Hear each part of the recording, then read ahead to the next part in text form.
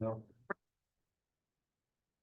Well, thank you all for coming to June's Reasonable Faith meeting. My name is Conway Wong. I'm the chapter director for the local chapter of Reasonable Faith. We are a global apologetics organization featuring the work of Professor William Lane Craig, a noted Christian philosopher, theologian, and teacher. He's all over YouTube. You can find him debating topics like Islam. So today we're having a special guest speaker. And I'm checking my notes because I can't remember everything. So our guest speaker today is Reverend Jim Bowers. He's a retired missionary through Mesa Global. They recently renamed their ministry from World Mission. United World Mission. United World Mission. That's good. And both Jim and his wife Jennifer served in the Republic of Mali in West Africa for over 30 years. And in partnership with Ebenezer International and the Protestant Churches of the Cays region, EPRK. He has a special love for the Muslim people of West Africa, specifically the Bambaras and the nomad groups, the Fulani and the Moors. He engaged them in church planting by storying, and he can explain more about storying in a minute. That's special Bible teaching. He has studied at the Columbia International University, Philadelphia Theological Seminary, Columbia Bible College, and Pennsylvania State University. But what is the most important thing is he's part of our group, Reasonable Faith in St. Louis. So I'm going to pray, and then Reverend Jim can give his presentation. Dear Lord, thank you for this time that you can bring Jim with us. Reverend Jim, and thank you for his wife Jennifer, and we pray, Lord, for your special teaching on us tonight through Reverend Jim's ministry and his knowledge of the Muslims of West Africa. We thank you, Lord, for this time. In Jesus' name, amen. No one's called the Reverend Jim. That was a guy on taxi, right? He just wasn't really very reverend. Christopher Lloyd. Yeah, and I used to have a job in some parts department or warehouse, and they would call me Reverend Jim. I had no idea who it was at first. All right, Islam. I want to write it on the board. Not in Arabic. I don't know Arabic. I do have a sort of a degree in Islamic studies, but I do it this way. ISLAM, right? Yeah. Okay, in Arabic, they would just have the letters S, L, and M, right? The consonants would have some sort of a symbol that the vowels would have some sort of symbol. So SOM, so a Muslim, right? MUSLIM. If you take out you have almost the same, and the M here means one who is submitted. So this is the religion of submission in a sense. So I'm going to write it a different way. I simply love all Muslims. It's not original to me, but I think that should be our theme of thinking when we approach a Muslim somewhere, and when you want to share the gospel with them at some point, remember that the love has to be in there, and it's simply love.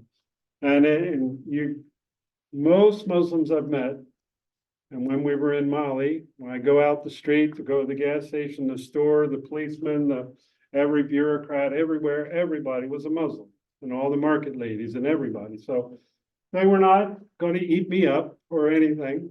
They usually would offer a meal, good tea all the time. Today we went down to South City and had a nice lunch and tea with family from Albania.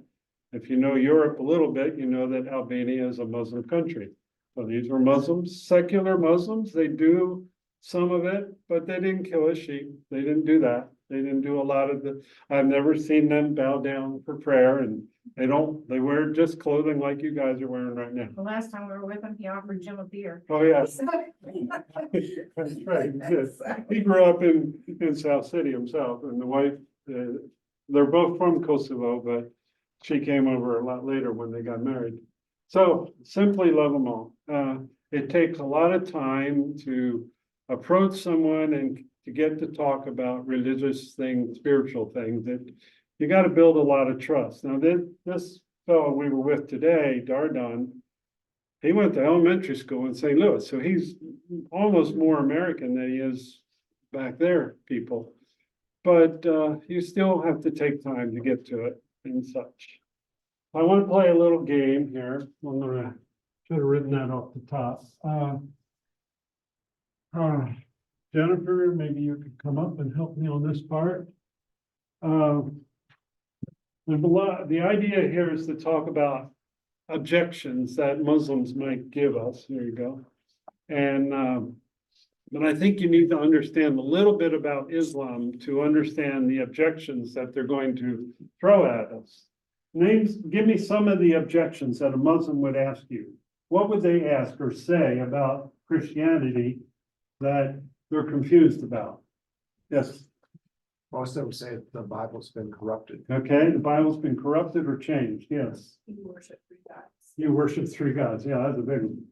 Though actually not that many people ask me that, but they just can't figure out what we're talking about. Yeah, go ahead, that one.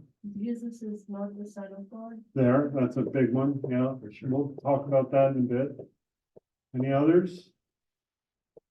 Student told me that Jesus wasn't resurrected, it was Mhm. something that was Right. Okay, Yeah. yeah. Okay, yeah, good to write a few on the note.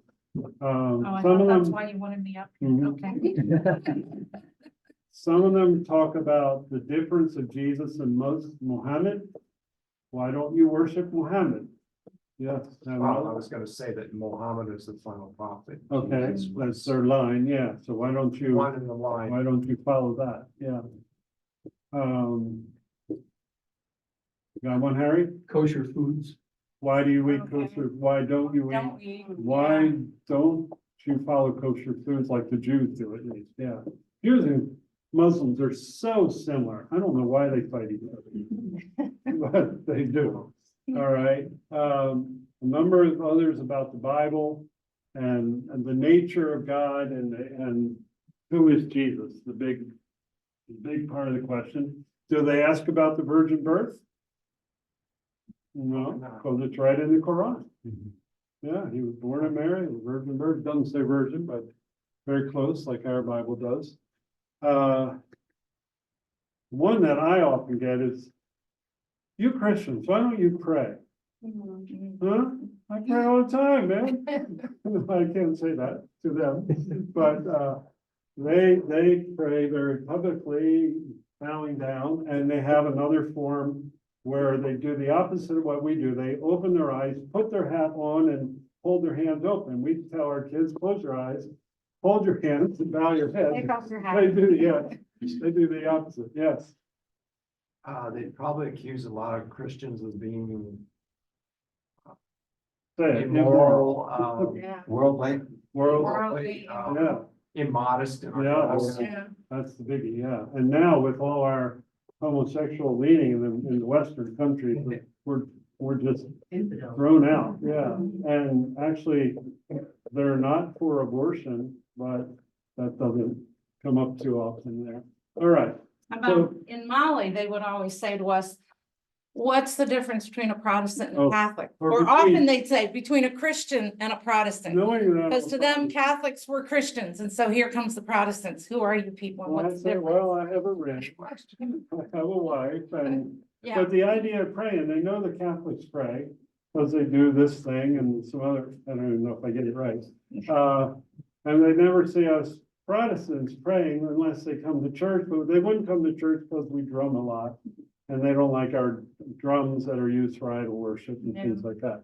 So if they're out in the middle of the village, those drums are loud. well, it's all right if it's not in the religious And worship. religious things, Yeah. yes, yeah. Well, part of their, not, well, they would probably say we observe the wrong Sabbath day. Mhm. Yeah, they'll say that they're just confused about that. See what else I have here. How can I read the New Testament?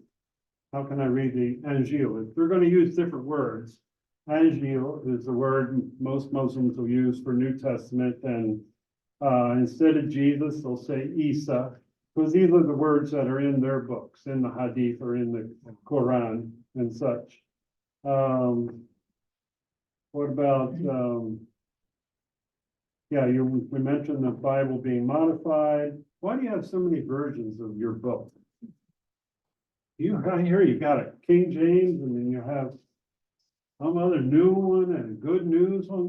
What's going on there? They have at least 28 versions of the Quran. Yeah, I know. They won't admit to that. Did you hear that from a Muslim? No. No. They won't admit to The that. one about the Son of God, though they will all often say God does not have a son. And that's a very complicated one to work on. Now, Jesus could not be God. God can't have a son. God, he doesn't live like that. Couldn't have been God. Yeah, what's your name? David, Hi, David. hi. Yeah. They might bring stuff up about the Crusades and Mhm. Mm, That still comes up. Yeah. Yeah. We don't talk about their problems. well, the Campus Crusade for Christ changed their name because of. Have you heard that Muhammad's announced in the Bible, right in the New Yeah. Testament, right in the Gospel of John? You know that, don't you? I think Revelation talks about false prophet. You know, Yeah. Revelation talks about false prophets and a lot of other books too, right? Now, you haven't read the Gospel of Barnabas. Why don't you read that? That's the one about the Muslims, that the Muslims see as the true.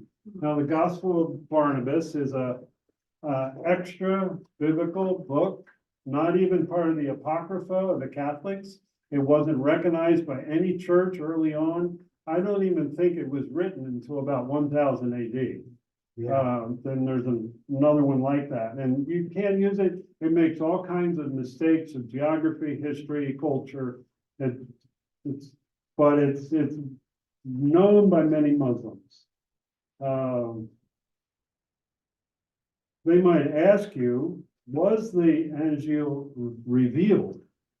Well, yeah, but how was it revealed and things like that. Now, when you talk about the Quran being revealed, they use that word. Remember, when you talk to people of a different religious belief, they use words, the same words you do, and yet they have different meanings of them. We'll talk about one of them a lot. So revealed to the Muslim, it was sent down as is to Muhammad from the beginning. Kind of like the Joseph Smith stuff, but a little different. But we talk about revelation, inspiration to the different authors. Yeah, Dave. Thinking about the 5 pillars, Mhm. they ask very often, where's your holy city? Why Oh, don't right. you go to one Yeah. pilgrimage do that if you're. Yeah. Well, I've been to Jerusalem. Well, I've been to Rome. I went to the airport. Yeah. Does that count? No, the 5 pillars, just to review, are making the Hajj, and yesterday or today is the big holiday in Mecca. There's 2 million people at there, and all the people around the city here. How many Muslims are in the city? What do they say? More than 100,000 almost, because there's 70,000 Bosnians. Many of them were having sheep slaughtered at the butchers, and they would eat that yesterday as a memorial to what Abraham did in sacrificing the sheep or the goat instead of his son. That's why they do it. And then the prayer 5 times a day, the creed, there is no God but Allah, and Muhammad's his prophet. That doesn't make me a Muslim just because I just said it. That doesn't work.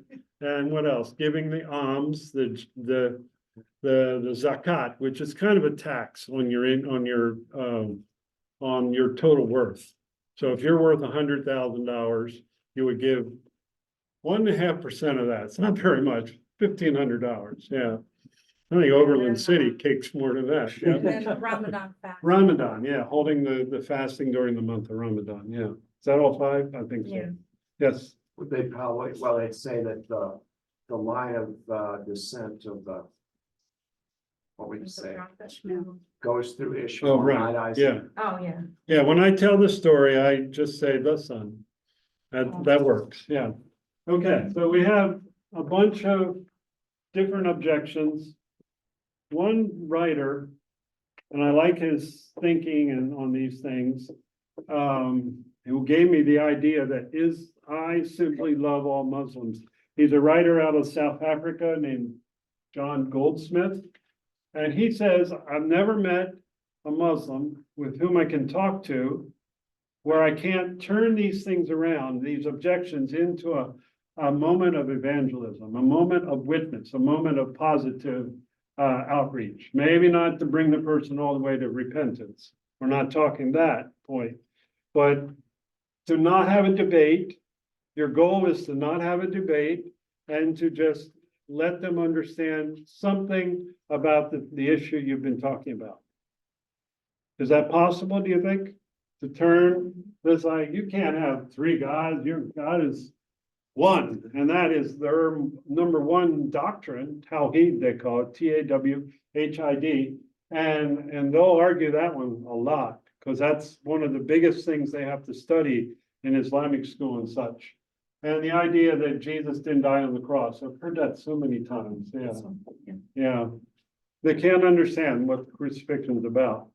So you just gently go through it and explain it. If a lot of times people don't listen, they don't want to talk, they don't want to listen to you, they just want to talk. Okay, let's go through the other thing now and erase all that. And you've heard that the Muslims have a lot of names for God, right? I think, anybody know the number that they claim to know? 100. 100 names, yeah. And some people recite those names, all 99, the 99 they know, there's one that's hidden. They recite it every day. Some of my friends in Mali would recite it. They have a bead rosary kind of thing of all 100 beads. Some of the men would do it 40 times a day. Ah, that's a slavery. And while they're talking to you, you can see them mumbling. While you're talking, they're mumbling through those names, and then they talk, and then you talk, and they mumble. It just goes on and on. All right, well, we got the man here. Thank you. So they have 99 names. Let me read a few of them here. See if my computer will wake up. All right. He is Atban, the initiator, the eternal spirit by all. He is Al-Musawir. I can't speak Arabic, so the shaper, the artist. Sounds nice. Okay. The Al-Kafar, the repeatedly forgiving, the absolute forgiver. Sound very Christian? Yeah. The Al-Kahar, the subduer, the overcomer, the conqueror, the absolute vanquisher. That's all in that Al-Kahar thought. He is the absolute bestower, the giver, the granter, the great donor. Yeah, we need great donors, yes. That was Al-Wahhab. Oh, Wahhab, yeah, wonder if it's connected to that. Razak, the provider, sustainer, yeah. The opener of the gates of prophets. Wonder what that one means. The victory giver, that was Al-Fatah. And some of the movements have been Fatah, something like that in Israel. The knowing, the all-knowing, the omniscient, we don't argue with that. Al-Khabir, the restrainer, the withholder, the absolute seizure, seizing something. The extender, the expander, the generous provider. And here's one, Al-Hafid. I got this off of Wikipedia, so it must be right. Yeah, Al-Hafid, the abaser, the humiliator, the downgrader. There's one place in the Quran says he's a great deceiver. Oh, yeah, I think that's one of these in here. There's one here called Al-Muiz, the giver of honor. The next one, Al-Mudil, the giver of dishonor. A lot of them are in couplets, 2, 2, 2. So, yeah. Like the book of Proverbs. So that gives a little bit of, like the book of Proverbs. Well, there's couplets, you Oh, know, yeah, Right. and there's a few contradictions Yeah. in there. so some of the first seven are the beneficent, the merciful, the eternal Lord, the most sacred, the embodiment of peace, the infuser of faith. Now, someone translated those looking like Christian vocabulary, I think. Al-Rahman, Al-Rahim, those are two known names all over. Al-Malik, Al-Qudus, Al-Salam, peace, and Al-Mumin, the one of faith. So when you greet a Muslim, you say, Assalamu alaikum, and they would respond to you, Salam Walaikum salam, yeah, just the reverse of the two. Peace be to you and to you be peace. But salam's a nice word. It's sort of like the Hebrew word for peace. Now, yeah, shalom. And in Mali, we would say, Herabe alfe or Ika Herakai Katuife. So what if we write names of God, write down the ABC through to Z, maybe 3 columns here. So what's a name for God or a characteristic of God, starting with A? Almighty. You'll get that? All right, B, let's try to go in order. Makes it harder. God is big. Well, you used up big, you used up grand. All right, C. Creator, yes. Someone else has another C word, that's fine. D, Divine, divine, yes. designer, Desire, designer. designer, okay. Hi, what do you think? You have one for E? Excellent. Excellent, Eternal. yes. Mhm. F, hey, Faithful. I haven't got a lot of votes, huh? Okay, We're cooking. don't go much past this area. Okay. All right, G, Gracious. gracious, or he is God. Someone Gracious, said glory. glorious, yes. Yeah. H, Holy. mhm. Holy. I, Yes. Yeah. Infinite. Yeah. there's gonna be a couple letters we get stuck on, but, so far we're doing great with J, Jesus. Jesus, or just. Mhm. Jealous. Yep. Justice of God. All right, jealous, yeah. Okay, Kind. king, kind. You Mhm. change my big to benevolent. Oh, you wanna change it? Well, Which one? no, They're hard to read. L, L, Loving. loving. Mhm. We heard a good sermon on that on Sunday. Yeah, light. M, God is so big, so mighty. Majesty, yeah.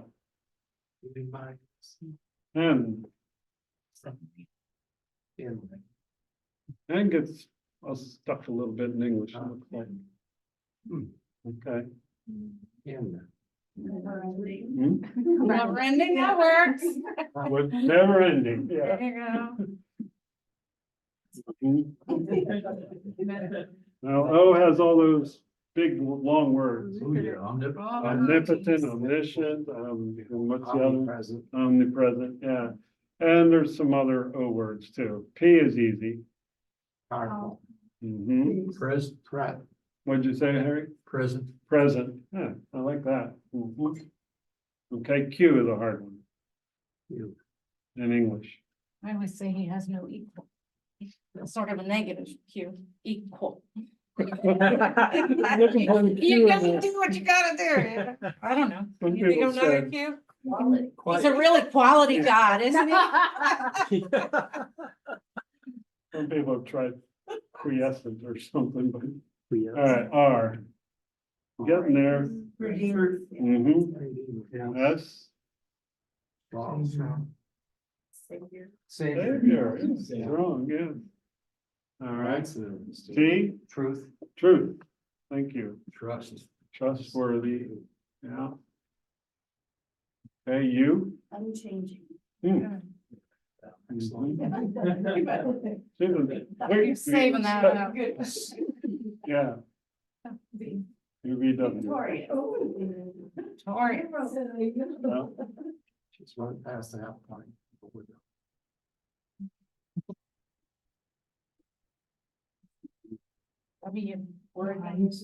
Worthy, thank you. What did you say? Wise. Wise, yeah.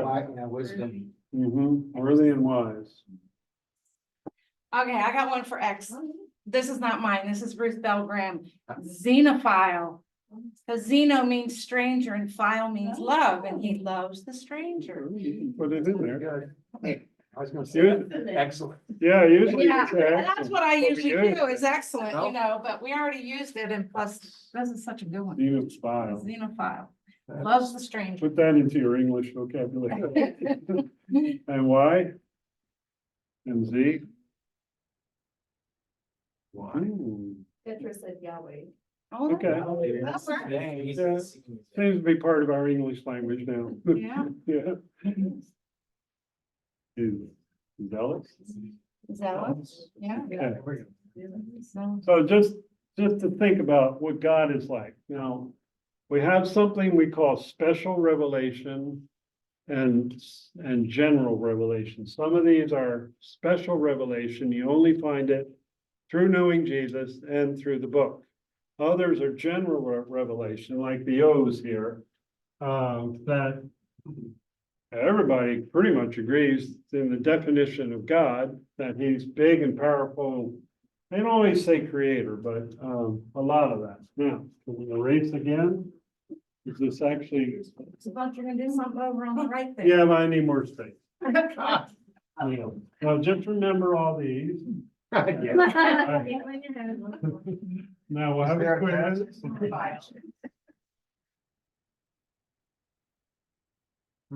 Pretty much. I'm gonna do a couple circles here. And I'll give you this as a, And, as a handout, okay? Guess I could have used that. All right. Now, we have general revelation here in the middle. And special revelation over here, special. Okay. So, meaning there's two overlapping circles, it's a Venn diagram, so in the middle, whatever you say here, not all of it goes over here, but only the part where it overlaps, right? So Okay. that's general revelation, so like God is big and eternal. These are things that okay, Paul would say they are evident in Romans 1, right? yes. These things are evident and he's powerful. He's everywhere, things like that. There's more than a good portion go there. What would be something that's special revelation, only revealed through Jesus or through the Bible? His death for our sins. Sacrificial. Sacrifice, okay? Somebody said Accept Trinity that. back. Trinity, that's good. I'm gonna write them up. Or you can write. You're so good at that. Just to erase it. Yeah. Maybe so. Try to keep one color on one side and one on the That's- other yeah, side great if you idea. can. So we said Trinity, the Redeemer, sacrifice. Okay. Yeah, he's a return judgment. That he is the judge. Like he's judgment, he's coming back. Okay, His you're return. putting a whole bunch of items into that. Judgment. His return would be special for sure, Yeah. but that's not so much the character of God, it's his action. And then judge, is judge kind of general revelation or just special? Would Muslims, would Hindus understand it? Well, Hindus don't even think of God. as Plato we would. do. Plato would. Plato was. Plato yeah. would, okay. This isn't. Yeah, I think most I don't people. know if I want to put Plato in there, Well, okay. yeah, God tells us Standard. It's Like standard. we are to be done. Okay, We- so the law is a special revelation, the law of God, the commands. Everybody kind of. Well- Well, the special revelation would be personalizing it, realizing that it Okay. has individual impact on me. Mhm. But I could also have general revelation about the law, Yeah. morality. Just Mm. morality in general. Morals and ethics. Right. Yeah. Which is a, yeah.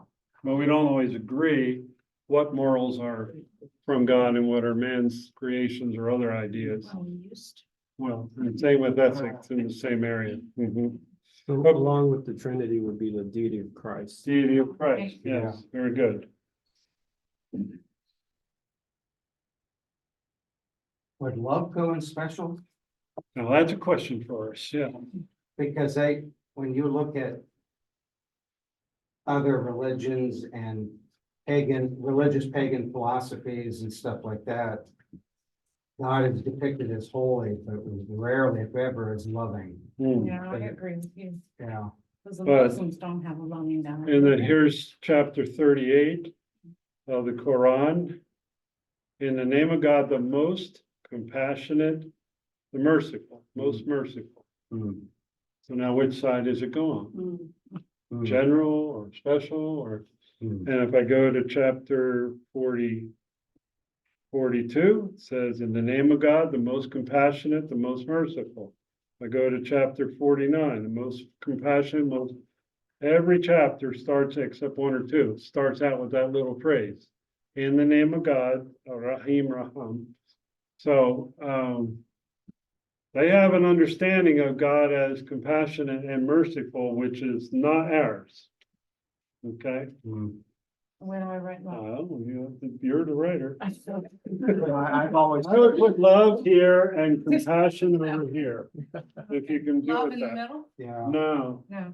I would say both. you can make a love crossbow or, Oh, yeah, it's complicated. kind of- Yeah. God is in the heavens. He does what he wills. Psalm 115, verse 2, and I just discovered another one in Psalm 135 today. I didn't realize it was there again. That speaks of God as his will. He does what he wishes. And the Muslims really pour into that. So this other revelation here, we're going to call this side over here as Muhammad's Allah, or Islamic rebel? you can put Islamic revelation. That's good to start with. Yeah, Islamic revelation. We haven't mentioned the oneness of God.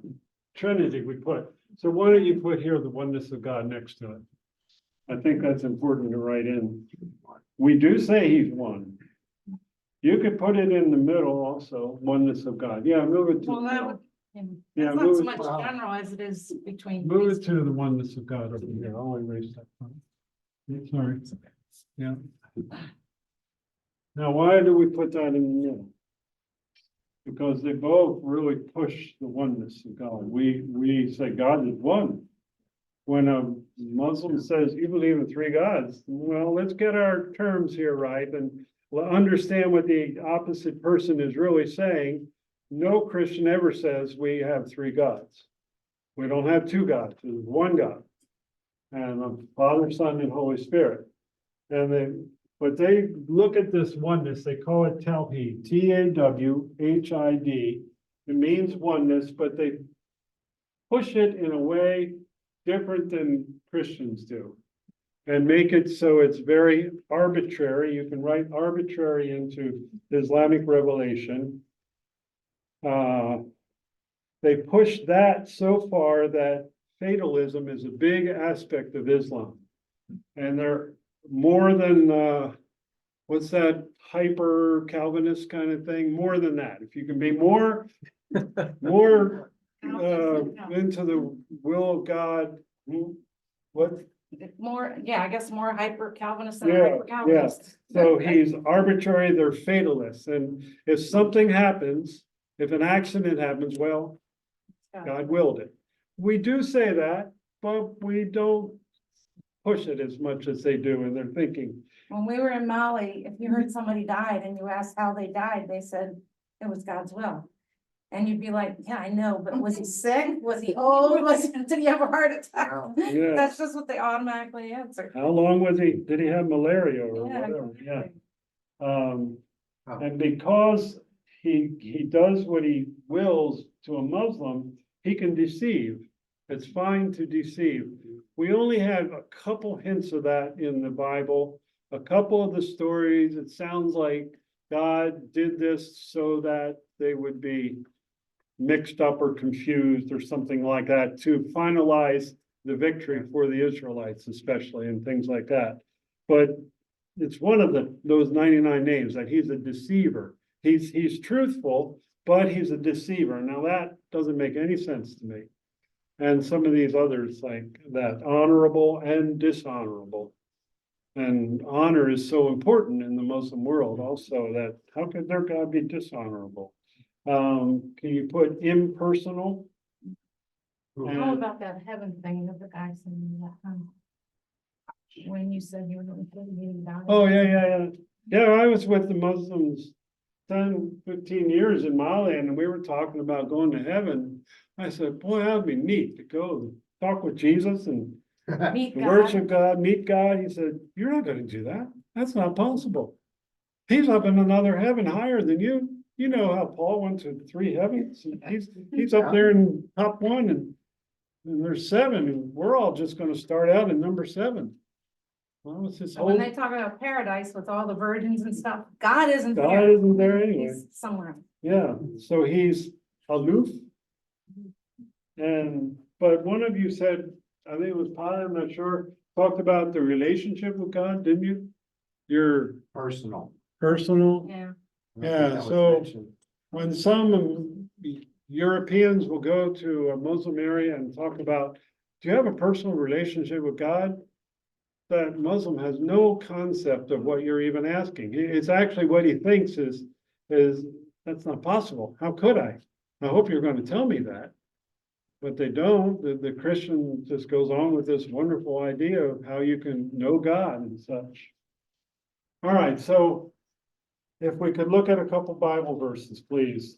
Another thing you could put here is Jibril's revelations, not Gabriel, but Jibril. Let's not say Gabriel is the same name. It sounds very much, it might be derived the same, but Jibril's revelation and general revelation that God, the holy God, the one God, has given to all of us, and special revelation. So would one person look in the Bible, please, to 2 Corinthians 4, verse 4? Another person can look at Romans 3:29. You want to write them up? Corinthians 4, Yeah, Romans what? I got Romans. okay. Romans what? Romans 3:29. And actually, the other one will be Romans 3:29 also, so that's okay. Okay. All right, you have which? Romans 3:29, please read that. Yes. Or is God the God of Jews only? Is he not the God of Gentiles also? Yes. Of Okay, Gentiles also. that's it, yeah, so general revelation is for everybody. And God of the Jews, he gave that special revelation. And who has 2 Corinthians 4:4, please? Conley? I got, in their case, the God of this world has blinded the minds of the unbelievers to keep them from seeing the light of the gospel of the glory of Christ, who is the image of God. Okay, so the God of this world has blinded them. So that's Satan, who has blinded them from seeing and understanding. It's not exactly the same as saying God blinded them, almost, but it's not. I'm pretty sure that's referring to the small g God of this world. And so that would be connected to this. Read the verse again, please. In their case, the God of this world has blinded the minds of the unbelievers to keep them from seeing the light of the gospel of the glory of Christ, who is the image of God. And to keep them from seeing the glory. They can't see it because they're blinded. Now, when I am with my friends, I have to remember that when I pray in Bambara, when I pray in Fulani language, I use the word Allah.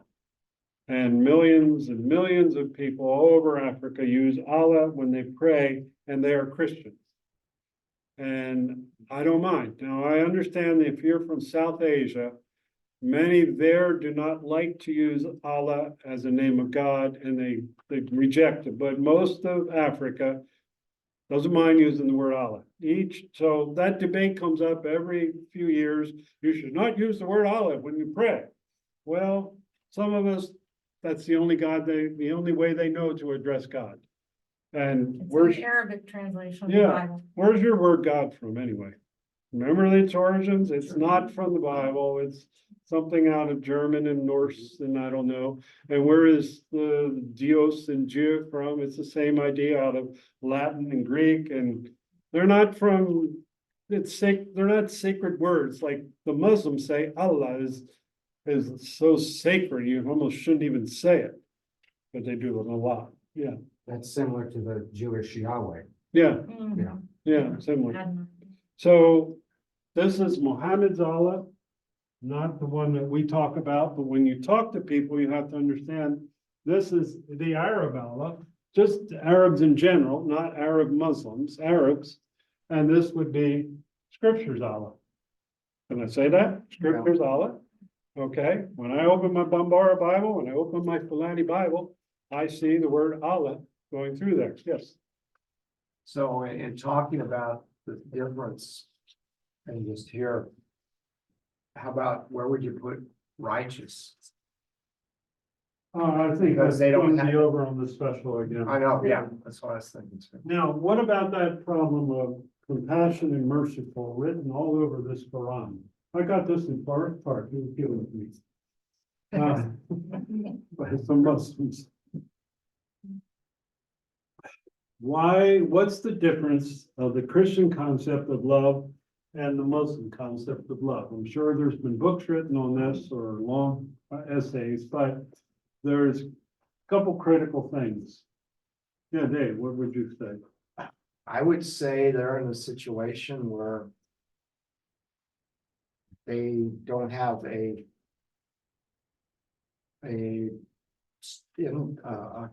reassurance that when they die. No reassurance, right? No, yeah, just no reassurance.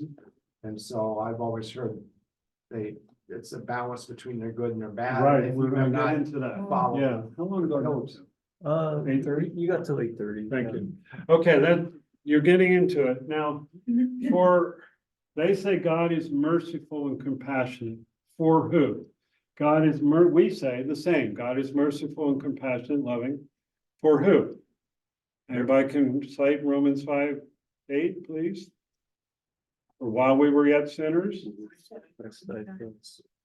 and Romans 5:6 and Romans 5:10 say the same idea. 3 times in just a few verses, it says, while we were yet sinners. A sinner meaning against God, at enmity with God.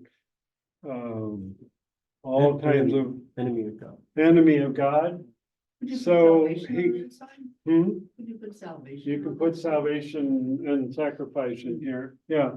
But to them, God is merciful and compassionate to those who are Muslims, to those who are submitted, to those who follow the law of God and bow before him. And we bow before God. We love to say that. But we don't bow in the same subservient way. We bow as a son before a father. We bow as a servant before a master who's good and loving and such. We bow down. We sing that song. We bow down, whatever. But it's not the same kind of compassion. They're limited. They don't think of compassion to the outsiders, the ones outside the Dar Islam, the House of Islam. Now, that's a critical difference to me, when I think. Now, But you're saying their compassion is limited, it's It's partial to The insiders. the insiders.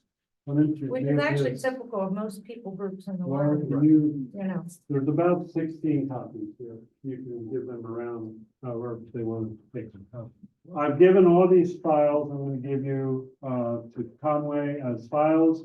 You may have them as on your computer if you want. So yeah, if they don't, in the realms of compassion towards Muslims, if you say, well, I feel Allah did this in my life and it was, I had something recently where I could have been very severely injured, if maybe even I never died. hear them saying that kind of phrase, that God protected me and during an accident or from a fire or sickness. They don't, I never hear them talking like that. Huh. Yeah. They might, but I don't always get everything they say. Hey, Jim, Yeah. can you explain when you have, can deceive? So are they saying that Allah has the capability of deceiving? He does it, yes. For his own purposes, he does what he wills. So they say deception is very possible. Yeah, I got it from a Dutch missionary and years ago, yeah. Useful. So the God is capricious then? Capricious, But it yes, will- but will you're- actually- Big one. yeah. So, when you die, you know where you're going. What's God gonna say? Welcome, Welcome. yeah, because Because of you're a Christ. believer in Jesus. Because Because of what Christ did on the cross for you, you repented and believed.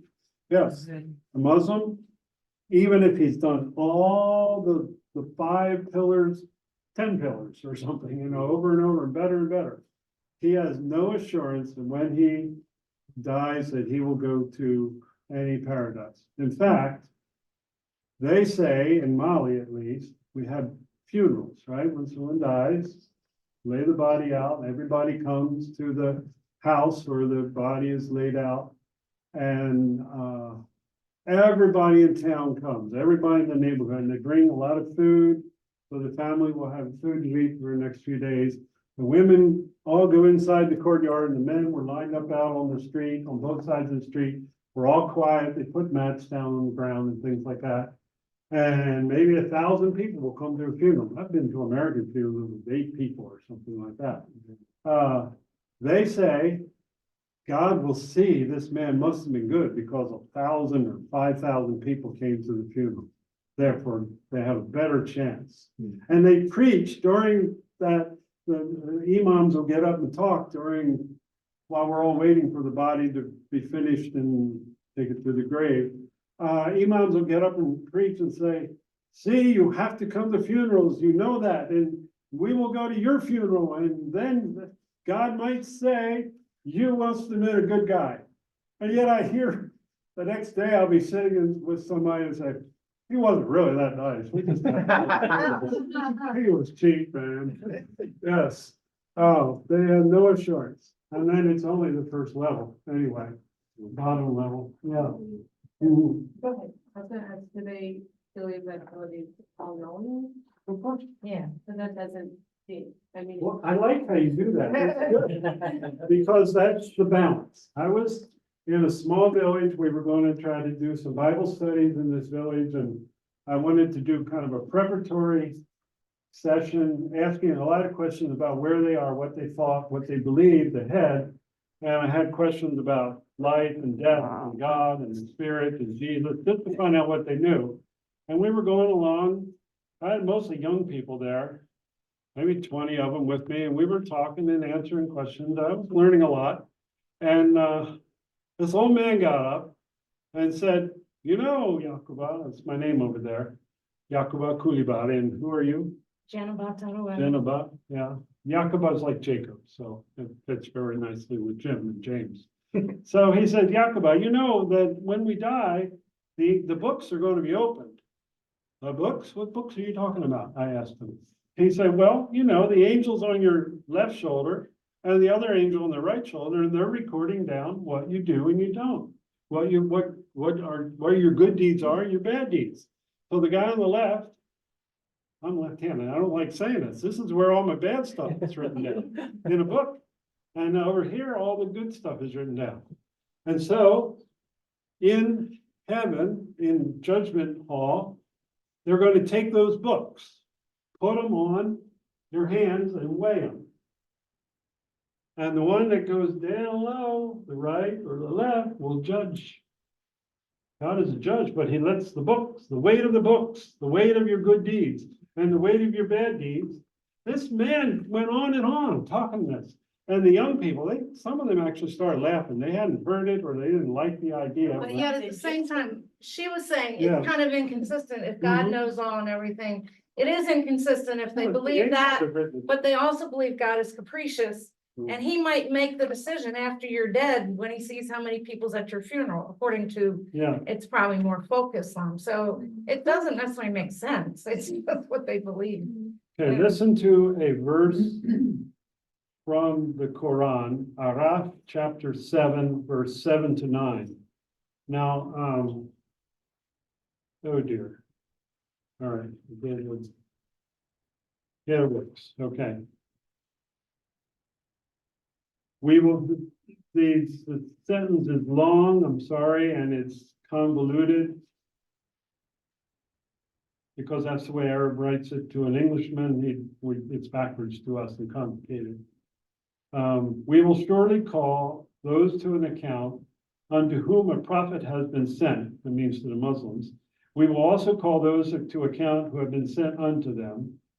We will declare their actions unto them with knowledge, there's your knowledge idea, for we are not absent from them. The weighing of men's actions on that day shall be just, and they whose balances laden with their good works shall be heavy are those who shall be happy. But those whose balances shall be light are those who have lost their souls because they injured our signs. So it's written right there in chapter 7, chapter 17, Isra means night journey, verse 35.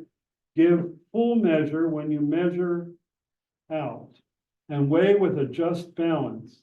This will be better. It's like he's talking to the angels, I think.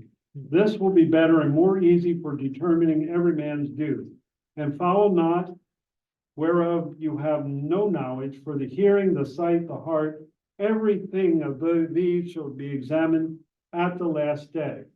So where that last day is, I'm not sure exactly when. The book I showed Roger here, the Islamic Antichrist goes into that a little bit, and also the eschatology. I have a number of books here that you can borrow or look at. I'll recommend them in a moment. So there's two verses there, right out of the Quran, that this old man had it right. This is what they do and believe. The young people didn't understand it yet. And I asked the question, well, do we have scales in the Bible? Do we have balance in the Bible? Are things weighed in the Bible? Yes, quite a few times. And I went through and found them all. Okay. Yeah.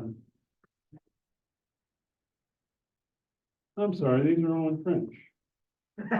Oops. We can translate We can translate real translate fast. most of Yeah, it. just read Job, the top one there. Okay, in Job, it says, oh, if only it were possible to weigh out my pain. And if all my calamities were on a scale, they would weigh more than the sand of the sea. So what's being weighed? His calamities against His pain, his pain, I guess. No, his pain being well, it weighed. doesn't say what it's Yeah, weighed it doesn't really against. say. So it is a balance in the Bible, but it's not the same idea of goodness and badness. Go to the next 17:3 one, Or, 31:6. oh, okay. Oh, that God would weigh me in just balances and recognize my integrity. So there, he's by a standard of integrity that God has said, and me, not my good deeds or bad deeds, excuse me, but my integrity against God's standard of integrity. That's quite a bit different. Drop down to 62:10. You see Okay. that? Vanity and no weight. Yes, vanity, the sons of man. Lying, is that what you want? Yeah. Lying, O sons of men. In a balance, it shows altogether lighter than a breath. In the breath, so. How many people? Well, the sons of men, Is that it one? says everybody. Everybody. Two. Yes, all of us together on that balance. All of us together are lighter than A breath. that all we 8 billion people around the world have lived and died and all of our stuff. We don't even move with breath. How much are we? We think we're so big and powerful and great. That's Job. That was some. So Proverbs 24. He who weighs the hearts, will he not see? Of course he will see. God sees all our acts and sins. I don't know why I gave you the French version of this part. Okay. Anybody read French? Oh, and this is the handout he's gonna give you. Yeah. I'm gonna But the citations are Yeah. here, so you can check them out. Now, so it comes up to, one is Daniel 5:27. I can say mene tekel upharsin, right? What's that mean? The 3 coins, right? 3 coins of, Yes. you can do this as an illustration with people. Just take 3 random coins, a quarter. I should have a dime, I guess. And, Bless you. I don't have a dime here. No. And a penny. So you have weighed, cut, and balanced or something like that. And you have been weighed and the balance and you have been found lightweight. Léger here it says. What do you have? Daniel 5:27, Conway? Almost there. The whole king, his whole kingdom and the king have been evaluated by a just God and judge. And he died that very night, right? You know that story very well. Tekel, you have been weighed in the balances and found wanting. One thing, yeah.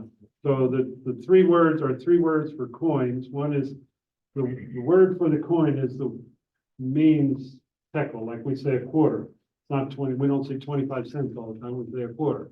And same with the next one is half of it. And then the other one is the smallest coin possible, the penny. Even though our dimes are smaller than pennies, it really messes me up.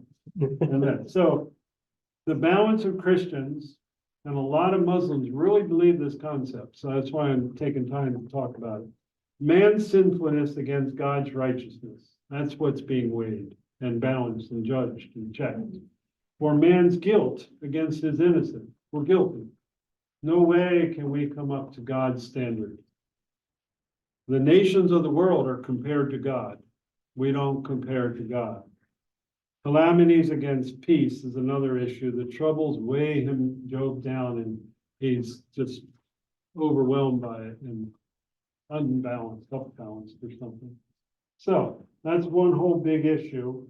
And so in Muslims, they're not weighing themselves against God, they're just weighing themselves against themselves. And there's a Good few, versus bad. right, Yeah. and there's a few books in Revelation that are opened and such, and I don't think it's the same thing as I think what happens is that the Muslims have heard a lot of Christian ideas and maybe some bad ideas from some of the Christians that Muhammad met and other Muslims met later. We don't even know the origin of the whole book of the Quran is very mysterious, even though they think it was all one way. And so they heard things about Christianity and our thinking and our understanding, and they mixed it up and wrote it in their book. And now that's gospel. Don't say that. Okay. Conway, come on up here. And let's have a seat. Have a seat here to make sure the chair is in it. Now, I'm gonna need that coin back. Okay. Now let's think about the Son of Man idea. You're the Muslim, okay? I'm the Christian. No, you're just Son friendly. of God, not Friendly. son of man. Yeah, oh Son God, of yeah. God. I'm not in there. Okay. Yeah. There we go. Now you've asked me that question about how can you say Jesus is the Son of God? Yeah, that doesn't make any sense. Doesn't make sense. Yeah, well, it does. I mean, you know a little bit of Arabic, right? Yeah, I know. You grew up here I and learned algebra. Yeah, wow. A lot of you might know a few other phrases, actually. In Arabic, they'll say the son of the road is something like the traveler. and the son of this and so, they have all kinds of use, and we do that in English and other languages too. So just to say son of God doesn't totally throw out the language. What does it mean? There's a lot of ideas of son, the word son. Word son. Yeah, it has different ideas. Could be that you're the son of your father, Son of your father, you know, uh, that you're younger, right. you know, that you're a man, Right, and a few other aspects of son that uh, it's all in that one little word, and we use it in different contexts, we use it in different ways, right? Sure. Now, I've never met your father. No. What's his name? Philip. Good name, my middle name, yes. All right, does he look a bit like his father? Did you ever meet his father? Yeah. Yeah? Yeah, handsome guy? Sure. Yeah, Better say that. dark hair, Yes, yeah, kind of a roundish face, yes, some sort. Yeah, do they speak the same dialect, same language? yes. Yeah, did you grow up in your father's household? Yes, Yeah. Was he a good guy? he was a difficult man, Okay. Yeah. but he came to Christ at the end. Amen. Hallelujah. Woo! Do you think he moves his hands and things the way you do? I think so, yeah. Yeah. Now, when I was young, my dad always cleared his plate, ate everything on the plate. So I do that. I can't convince my grandchildren to do that yet. But I do that. I say, well, my dad always cleared his plate, so I can eat everything on my plate. And some people like today, even I think I cleared my plate, and so the lady runs over and says, you need more beans. Yeah. So, Certain coffee, Dad, so there's a lot of things. So your father is a man, right? Yes, And what's different between you two? Sounds like you're alike. You're the same.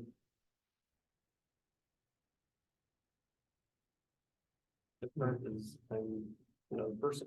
Another person, okay. That's a good word to use in this discussion about the idea of the Son of God, Son of Man. Now, I've never seen your father. And I have another coin here. Here's a quarter. Oh, Do you know what this $quarter says on it? Does it actually say $quarter? No, Down at the bottom. says, yes, it does. say It does. It doesn't say $quarter. $half on the $quarter, right? No. Yeah. Now, you know how this coin was made, right? There's a strange one on the back, Delaware. A printer. A printer, like a 3D printer? Mint. A big hammer Yes, slamming down on a mold at the bottom. right. And on the mold at the bottom is the Delaware thing with this guy, Rodney guy, running up to Philadelphia to sign the Constitution. And on this side, it has Abe Lincoln. Jefferson. Oh, yeah. No, this one's Washington. Oh, sorry, but it didn't Lincoln on a Yeah. quarter. The only I knew that difference part. between they're the exact same, right? And when that one's done, another one gets pushed in there. Have you ever seen those machines? Only on TV. Only on TV, yeah, or on some museum thing, yeah. So that's somewhat the idea of our concept of God in the Son of Man thing. This is not the machine that made it. That's just the little piece of steel or whatever it is that came out of the machine as it was slammed through, and they make 1 million every day down in Philadelphia, I guess. Well, this one says P, Philadelphia. So but you can trust this to be the exact equivalent of the big machine in Philadelphia slamming these things, just like we can trust that Jesus is the exact same as God the Father. Now, we say the Father as that, and Jesus the Son, not any kind of sexual concept that God had some sort of relations with Mary to produce a son. Don't even think that. We never would say that. You know that Jesus was born of Mary. as a virgin. And that's very hard to understand, yes, but it doesn't mean it's not true, right? So we say God is, the Spirit enabled Mary to have the baby, and God, and Jesus are the same there. So that's some of the idea. Now, the Bible also says that no one has ever seen God. I think that's true. Moses got really close, but he wasn't allowed to see God. When Jesus was on the mountain, you heard the story, he was transfigured and he was talking to Moses and Elijah, prophets that Muslims know very well. And it was good, but he didn't see God there. There was light and a cloud and things like that. But Jesus, the Bible says in John, has appeared to make the Father known, to make God known better, to make us understand his love, the real love that God has for everybody. And it seems like there's another aspect of this I'd like to mention. I can't remember. Well, That verse that Jesus in is the image of the Hebrews, invisible God. in Yeah, Hebrews, chapter 1, excuse me. It says, right here, could you read verse 3 and 4, please? Hebrews 1. The Son is the radiance of God's glory and the exact representation of his being, sustaining all things by his powerful word. After he had provided purification for sins, he sat down at the right hand of the Majesty in heaven. So he became as much superior to the angels as the name he has inherited is superior to theirs. Amen. So the verse started out with, he's the radiance, this Son is the radiance of God's glory. So we see, like you see the radiance of that machine here. It wouldn't have had that glister on it, except from being in that machine. It's the exact representation of his being. This coin is the exact representation of the machine, the molds that made it. And those words, exact representation, are of the vocabulary in Greek from coinage, from numismatic work. So the writer of the Hebrews, was it Paul? He used a word that would help us to understand that Jesus is the exact same as the Father. Does that help? Understand what we mean by when we say Son of God? Yes, Okay, thank you. I still don't believe. Well, But but you understand, and so Yes. you, that's something along the line, right? We don't want to fight somebody. We don't want to debate them. We want to love them. How's it go? I simply love all Muslims. All of them, All, even the ones that have a gun all, and shoot Christians. Yes, we can pray for them. As long as they're still on earth, we can pray for this bad guy in Israel, in Gaza, Sinwar, or whatever, I can't remember his name. We should pray for him to know about Jesus. We should pray for Imam Kufa in Mali, the Al-Qaeda leader. Terrible, thousands of people have died because of his orders. We can pray for this imam. How can he be an imam? And ask that God will somehow turn him around.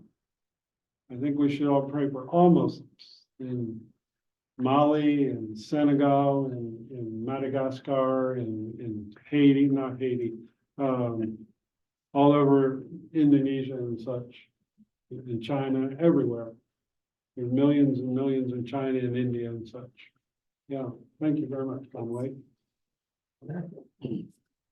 So that's two different arguments. You can give these out. I hope you like your French. Hope your French is good. Enough. There might be a mistake. No one's ever pointed it out in this, and maybe somebody like this professor or Roger would, if you see a mistake in my thinking about the Trinity, point it out to me, please. Maybe it's there, maybe it's not. No one's ever, it's not a grammatical mistake. You'll have to look at the thinking there. So I talk about the Trinity there, and I give a slight bibliography of some resources that I used. I published this in a small journal in Mali about 8 years ago. And I translated it back into French. So I could use it in sessions like this or some other classes. I enjoyed that study. I learned a lot about the balance idea and just the thinking I did. And I used that illustration that I did with Conway here, about the Trinity of the Son of Man a lot. And no one has ever kept up a debate after I do that with them. Because you have to help them understand that terms are different, like compassion and compassion are not the same. Or oneness of God and oneness of God are not the same. And probably the whole idea that God is in the heavens, he does what he wills. If I could get into that deeper, I would see that the Christian concept of that is different than the Muslim idea. And I wish I could understand that better, because fatalism and .com is, I heard that a month or two of arriving in Mali, and it took me a long time, .com, what are you talking about? Oh, that's just fatalism. Oh, yeah. Well, that drives them, it empowers them and prevents them from doing so much. And they just get stuck on that. Yeah. Muslim communities today, or Muslim mosques, do they do outreach in the community? Yeah, they're doing more and more. Yeah.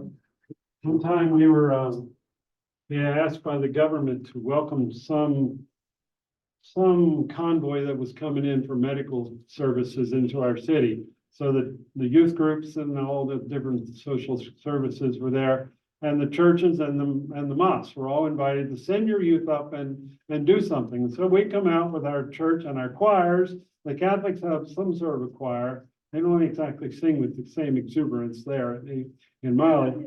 And the Muslims watched us because their youth couldn't do anything but sort of a chant of some Quranic verses. Well, now I see them on YouTube and things singing. Usually Muslims don't sing in religious, but they know how to sing. That's not the problem. But and so they're doing more and more. They're learning from us. Yeah. Is it singing or more chants? Well, that's what they would do, a chant. Yeah, it's one of the groups, the Wahids in Senegal. They sit on they're like a pain because they're in a big group of about 30 of them right on the sidewalk in downtown Dakar. And you're coming down the sidewalk, and you've got to go out into the street to get around them. And the cars and trucks and taxis and donkeys are all over that. So they're just sitting there for an hour chanting away. But you're saying the that's more the Baha'i. recent things, they're coming up Yeah. with actual. Yeah, Right. yeah, I'm seeing more and more of it, yeah. This Quran, I wish that hadn't been done. It's rather easy writing, rather simple, good news for modern man type of English, okay? So it's a bad news for Muslims. Thematic English translation, and then there's another one that I've heard of, I recommend here. I'm disappointed that, because when I tried to read the Quran in English, I've gotten through about 2/3, but it was so complicated, partly because of the King James kind of English, and the context of the history is so complicated, and it's not in order of history like the Old Testament is. It's not a series of letters. It's more like some of the prophets writing, Isaiah or Ezekiel or somebody, and saying, well, if you want the story of Abraham and Moses is not in here, it's in the book. And it actually says in here, if you want to know the story, consult the people of the book, and they'll tell you the story.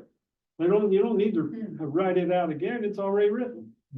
Well, because the Muslims only have this now, most of them. A lot of them never even heard of a Bible or seen a Bible, of course, or never heard of a church, never heard of a Christian. So they think this is all you have to know now. And the hadiths are another set of sayings of Muhammad, and they're attributed to all these different people. Say, Bob said it to Jennifer, who said it to Laura, who said it to Harry, and who said it to Letitia. And we know Letitia is very truthful and honorable, so it must be whatever Bob says is right. And that's how all the hadiths are done, saying that Letitia heard Muhammad say. And it goes through this chain, Asnad, and she got it right, so everybody else got it right. But if one of them in there in the middle, if Roger's in the middle, I don't know, if Roger's name is on that list, we might not not trust that little phrase. And the hadiths are bigger than both of these together, and there's thousands of them, and no one knows how many there are. Another problem with the Quran, you might have heard, is that some of the verses in here have been erased. Well, they're still here, but they're not valuable to use. There's a whole series called the Satanic Verses. Someone wrote a novel called Satanic Verses once, and that was a big hullabaloo because what's his name? Salman Rushdie, who's still alive, wrote a novel with those verses in there, and they've already been erased.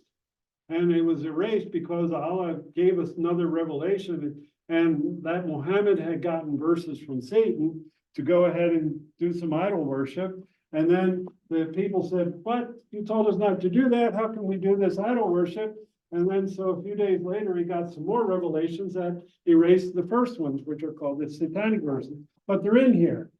Now, there's another verse that George Bush quoted years ago now, the second George Bush, and said that Islam is a religion of peace. That's been erased. And all Muslims know that. But they use it, who's being a deceiver here? They use it to say Islam is a religion of peace. It's an erased verse. It doesn't hold water anymore. They're allowed to lie. They're allowed to lie. To defeat the infidel. So they're allowed to lie because he also is one who does that in the list. So Islam is a big mistake.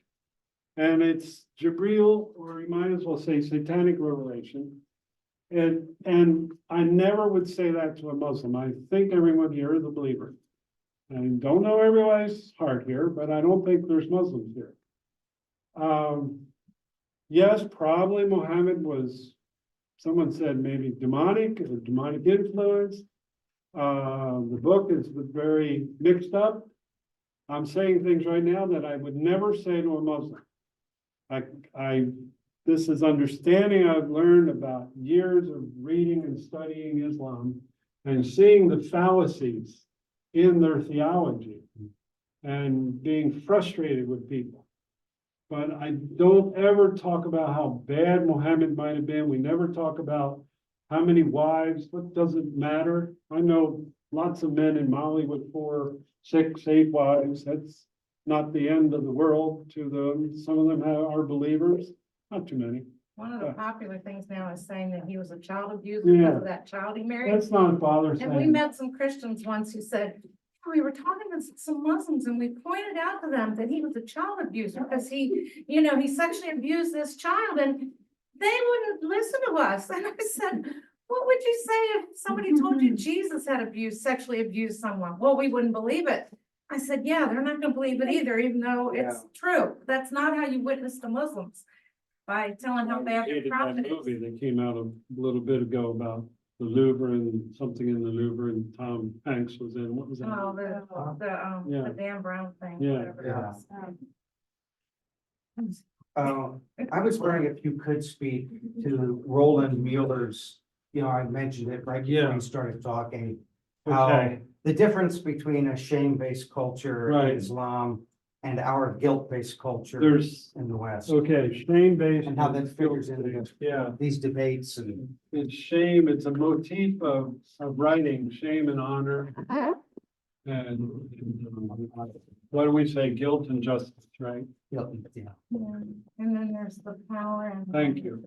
And the third one's power and fear. Fear. Power and fear. There's another one that some people use different words to, but that's good. Now, we normally preach and teach in America and Europe this idea that we are guilty and God has justified us, basically.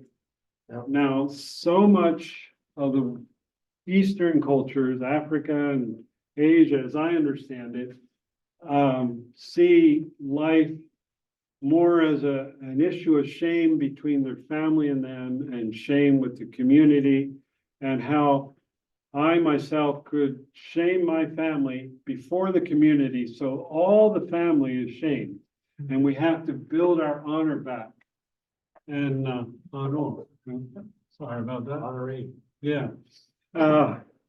So how much of that's in the Bible? Good golly, it's all over the Bible. And partly because the Middle East, where the Jews came out of, is a shame, honor. But Paul brought it into the Europe, and on the Greek and Latin world was big on guilt and justice. And it's all through the Old Testament, both of them, and this idea of power and fear. So many people live in big fear of lots of things, demons, satanic things, fear of failure, that's what drives all those suicides in Japan, I think, all kinds, and they need to see power again. God has that power, and if you preach guilt and justice, you're going to just kind of go over. Go ahead. Thank you. Yes. I thought I had it. No, you're fine. Oh, I'm okay. just, this is a website if anybody wants. All to- right, thank you, yeah. It's a Christian website, but go ahead So- and continue. That's it. If we preach this to certain people that are dominated by an issue of shame, they're not going to hear the gospel that you're preaching. They want to hear a different form of the gospel.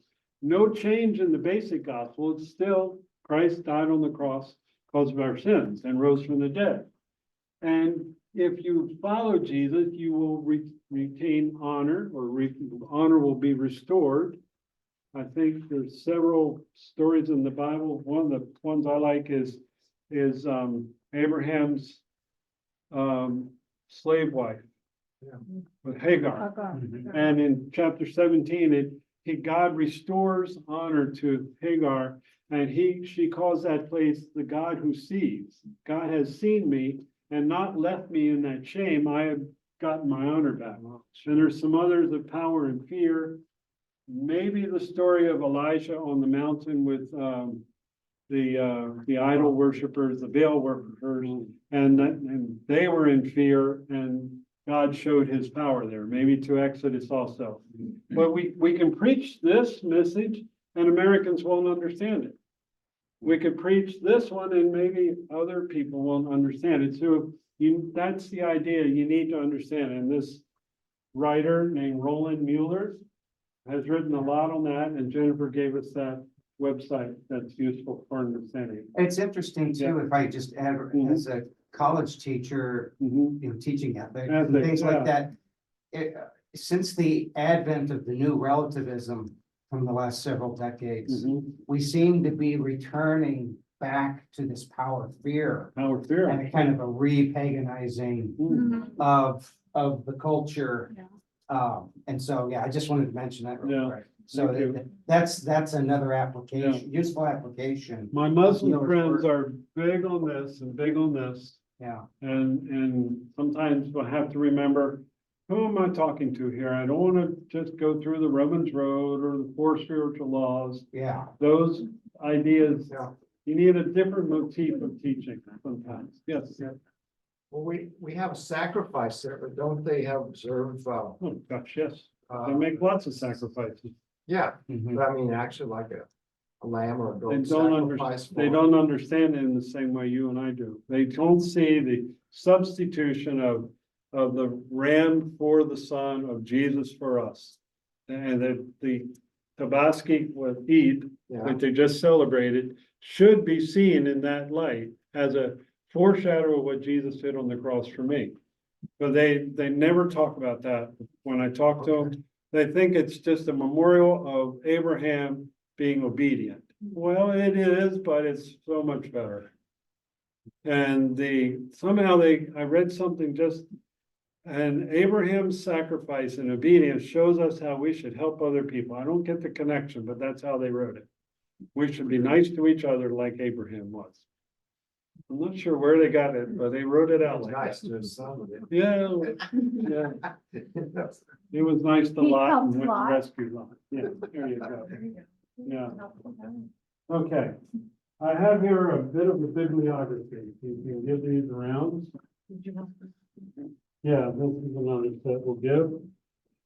I've read a lot of books on Islam and tried to understand it and tried to understand the Islam that's right there in West Africa. And I learned a lot. I wish more missionaries would study with the culture that they're among and such. So I brought here a few books that I have, and you may borrow them if you would like. And we'll take down your names and give them back someday.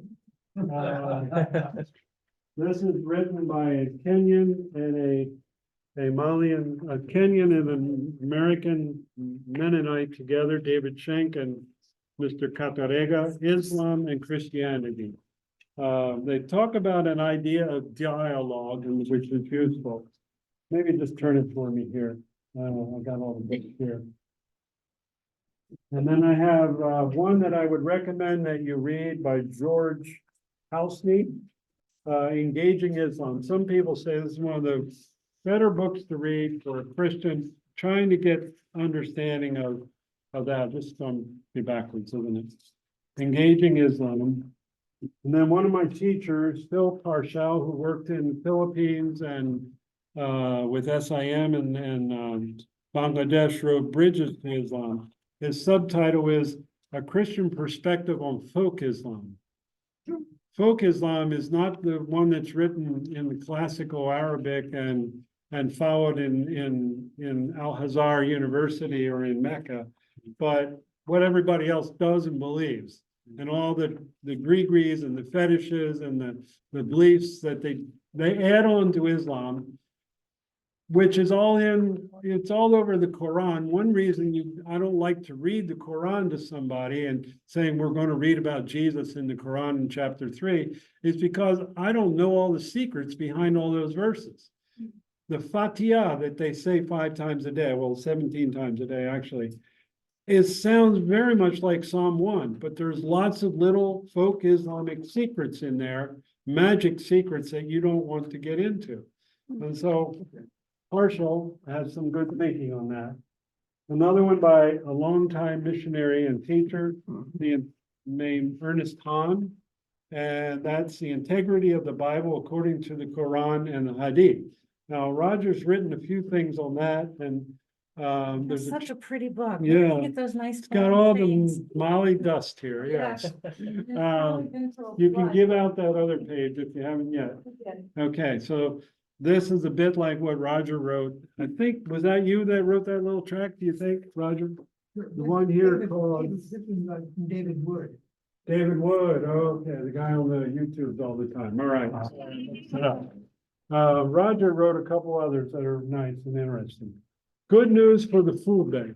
It's not a whole lot about Islam, but it's about the culture of the people that I worked among, the Fulanis. Fulanis is the most widespread nomadic group in the world, all the way from Senegal, and we have discovered some recently in Ethiopia, about 50,000 or more there. They're the ones that attacked many of the Christian villages in Mali now, but Nigeria, but they're also my friends. And there are many churches in every one of those countries, not lots. Benin has about 100, and that's the most in any one nation. So if you want to learn about the Fulanis, that's one. Robert Morey wrote a lot of books about a lot of subjects on Christianity. Islam Unveiled, the Desert Storm. So you know when he wrote that, about 1990, I guess. I didn't like this one because he was attacking Islam, writing how bad it was. I learned a lot, but I didn't like the tone of the book. And that's Robert Morey, Unveiled Islam. So I don't recommend that as for you debutantes. And then a book was written. What's the title of the book? The other book. This is a response to a large book about the same size. This one's called The Quran and the Bible in the Light of History and Science, and the other was The Bible and the Quran in the Light of Science and History or something. They're very similar titles. And the other book was Attacking Christianity, written by a French author about 30 years ago now. So Dr. Campbell wrote in French a very scholarly response, and it's excellent. I learned so much about Islam here. And you can't find this in a lot of bookstores in Africa or Asia because this one gets banned. This is one of the banned book lists. Because the Muslims do not like it because it talks about the how the Quran and the New Testament, we don't have any extant copies, existing copies of either book for about 200 years after they were written. But the Muslims will say that doesn't matter. We got the right thing. We almost say it too, but we have a lot more manuscript evidence of all that, and the Muslims don't. And now we're finding manuscripts of old Qurans that you can't burn them. You have to bury them. You have to dispose of a Quran in the proper way. Don't just throw it in the trash. And one of these tracts even says, don't dispose of this improperly. There's these old manuscripts tucked into the eaves of mosques all over the Middle East. And some of them have been discovered to show different readings of a lot of manuscripts of the Quran that does exist. So, hold on. Is that one on this list? Yes, everything, that one is, yeah, Campbell. Now, on this page, I wrote here, the file that I gave Conway is 36 pages long, but this is only about 6. This is the basics list, all right? So I recommend certain books here by Nabil Jabbour or Mike Kuhn or Gary Burge or Mueller, Roland Mueller, number 4. There you go. And on the back page, at the bottom, I have in red here. I said a basic list, the best list for newbies, tenderfeet or whatever you, in order. So I say, read Jabbour, which is number 1 up there. Read Nabil Jabbour, one of my teachers. He's in Egypt. He's a Syrian who's been a Christian since birth or grew up in a Protestant family. The Crescent Through the Eyes of the Cross. And he's with InterVarsity. He's about 80 years old now. To read him and Sharkur, which it's number 5 on the front page, the Blood Brothers. This will give you an eye-opening understanding of the Palestinian issues. It'll show you that Christianity is strong among the Palestinians, among the Arabs, and yet have trouble since 1948 because of the partition of Israel back then, and it continues. And there are Christians among the Palestinians in West Bank, in Israel, in Jordan, in Gaza also. And which one was that again? Sharkur, number 5, by a priest among the, what's it say? Is he a Syrian Catholic sort of thing? Well, no, a Palestinian Catholic. Not the Catholic Church, they have a different name for it. And then I put Musk and Qureshi. You've heard of Qureshi, maybe. He died, but his testimony is powerful. The one called Seeking God here in America, Finding Jesus. Seeking Allah. Thank you. Okay. And the other one by Musk, I had to read his books. Number 7, Touching the Soul of Islam. He treats a lot of different themes in his chapters and holds them in tension and shows how to handle it. And the honor shame issue is in that one, in number 7 in the list. So if you want to borrow any of my books, let's write down your name on some paper. Okay. You may borrow 1 or 2 and bring them back in a month somehow. Or 2. Thank you. Yeah, thank you.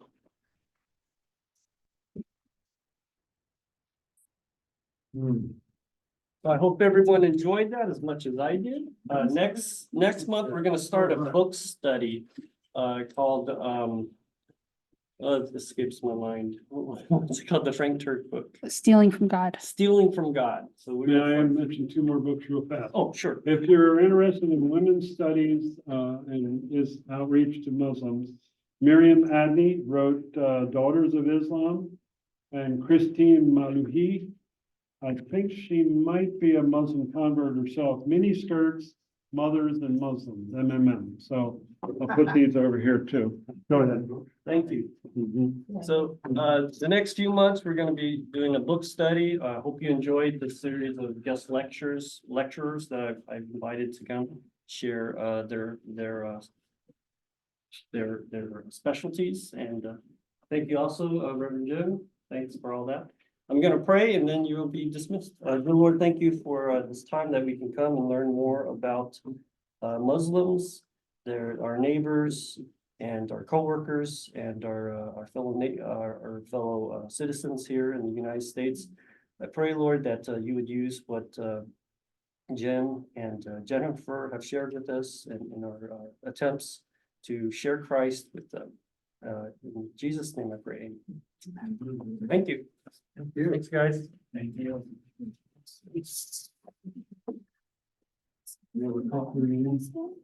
Michael. Michael. Yeah.